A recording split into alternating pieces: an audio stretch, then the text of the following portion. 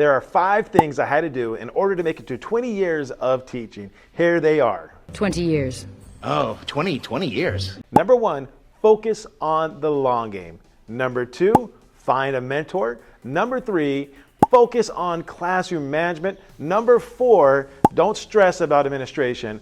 And number 5, find a deeper meaning for your profession. Let me explain how those 5 things can get you to 20 years of teaching so that you can have your job turn into your career. Focus on the long game. So here's what I mean by that. Is that there's this learning curve that you're going to have to go through as a teacher. I mean, think about this. What other job out there do they expect you just to jump in and start right away? They expect you to be a pro at it. I mean, if you got a job in marketing, there would be a training and everything else and everything. If you got a job as a doctor, right, you have a practice and you practice being a doctor and there's so much time. If you get a job as a carpenter, you're an apprentice, and there's this learning curve in any profession. And that's not different for teaching. There's a learning curve to become a good teacher. Now, the question is, how long are you going to be in that learning process? From my experience, the answer is probably about 5 years. There's a saying that it takes 10,000 hours to become a master at something. So if you did the math, that means you'd be teaching 5 to 6 years before you really got good at your craft. So with that said, focus on the long game. If you're stressed about what happens on a daily basis, that's going to wear you down. If you're stressed what happens on a weekly, monthly, or even a yearly basis, that's going to wear you down. Because I promise you, your first year, second year, third year teaching are going to be the hardest things you've done in your career life. They are. I don't know any teacher that hit the ground running with no problems at all. So the first year, 2, and 3, you're going to put more time in, more effort, more heart, more everything in to make it a reality. And you're going to feel like you're spinning your wheels. But keep focus on the long game, knowing that even though you might feel like you're getting nowhere, you are learning and you're doing that learning curve. And by year 5 or 6, you're going to find yourself comfortable in the classroom.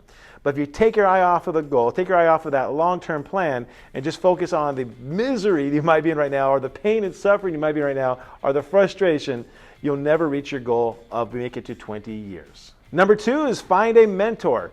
Now, so regarding that goal, regarding that learning curve, if you find yourself a good mentor, someone that's been through the process before, someone that has experienced the things you have experienced, it's going to cut that time down that you have to go through that growing period. Now, it's not going to get rid of it totally, and you're still going to have to learn things and try things, but instead of you having to try to recreate the wheel every single time, that mentor there is going to let you know what has worked, what has not worked. And rather than talking about lessons, we're going beyond lessons. We're going just as teaching in general, what it takes to be a good teacher. And trust me, there's so much more than a good lesson to becoming a good teacher. But a mentor is going to shorten that time frame for you of that learning process. So what may take 5, 6 years normally, you could maybe cut it in half. Now think about that. Oh, how great would that be? Instead of having 6 years of struggle, you limit it down to maybe 2 or 3. That is an incredible feat. So find yourself a good mentor, someone that can guide you and help you through those first couple of years. The third thing is this: focus on classroom management. I'm telling you, I've never seen a teacher get fired for not implementing the lesson correctly, or for not turning in the grading on a regular basis or something like that. But I have seen teachers get fired for a lack of classroom management, and that is going to be your biggest hurdle the first couple of years. Trust me on this, it was my biggest hurdle. I almost got fired because of lack of classroom management. So what you need to do is you need to focus on that classroom management, on how to run your classroom effectively, efficiently, safely. And you hear all sort of different ideas, and different things are going to come to you, and try different things. But that should be your priority. If there becomes a decision between classroom management, focus time and energy on making your classroom safe, responsible, and just a good place for learning, versus learning the next curriculum, focus on that classroom management. That's going to pay dividends in the long run. So classroom management is king. Without it, you cannot implement a lesson. Without it, you cannot get things done in the classroom. Without it, no learning is going to happen.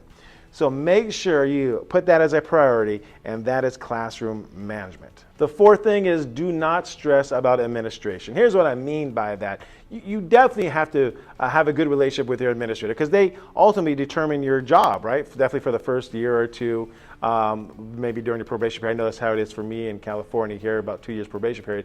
So they definitely can determine your job, whether or not you stay or go. But bigger picture is this. I've been teaching 20 years, and I've counted over my 20 years of teaching, I've had at least 10 principals, if not more. In fact, these past 5 years of teaching, I've gone through 5 different principals, or 5 different principals have gone through the school and left. Oh my gosh, that is a huge turnover rate. So if you get focused on what the principal says, and you get focused on the relationship with the principal, and it is not going good, or you don't like how they run things, you got to weather the storm. Now, I don't mean get in direct confrontation with them. I don't mean, call them names or nothing like that. Still try to keep a good relationship. But you should know that the good chances are that they're going to quit before you will, or they're going to get transferred before you will. So your focus should not be on what is administration doing or not doing. It should be on you. What are you doing in your classroom? How are you making the most of what you have in that class? That is where your focus and energy should be, because administration will come and go, but this is a career. It's going to be you in that classroom for many more years to come. And number 5 is find a deeper meaning for your career. Find a deeper meaning for teaching. True story here. The reason I became a teacher is because my wife, I just was newly married. We just had a baby, and I needed something stable, something close to home, and teaching was my best option at that point in time. It wasn't something I felt I was called to do, but it was just it was the right timing for it. So that's why I became a teacher. Now, the first couple of years, they were rough, and I won't go into the details, but trust me, there's times I almost got fired, there's times I thought about quitting. It was just a really rough experience for me. But for me, that learning curve took about 7 years. That's a long time, right? For me, it took about 7 years. But I realized around that time period, I started to get settled in. Around that time period, I finally started to enjoy my job. And at that time period, I was able to truly embrace what I felt was my calling, that is teaching. Once again, those first 7 years were rough, and I had to dig deep to find a reason to keep going. And what for me originally that was, I had to provide for my family. So that was the deeper meaning at first, had to provide for my family. But when I finally got comfortable with the job, and about 7 years into it, I started to have students coming back to me, talking to me. Oh my gosh, that was a game changer, because then I saw the difference I was making. I saw the impact I could have on future generations. I saw how I can take a student from being shy and reserved in the back to becoming a person of confidence. Whew, I'm telling you, those things, they will keep you going, because you're going to have rough days, weeks, years maybe even.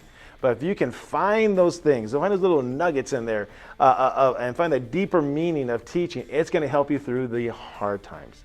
So number 5 is find the deeper meaning for your profession.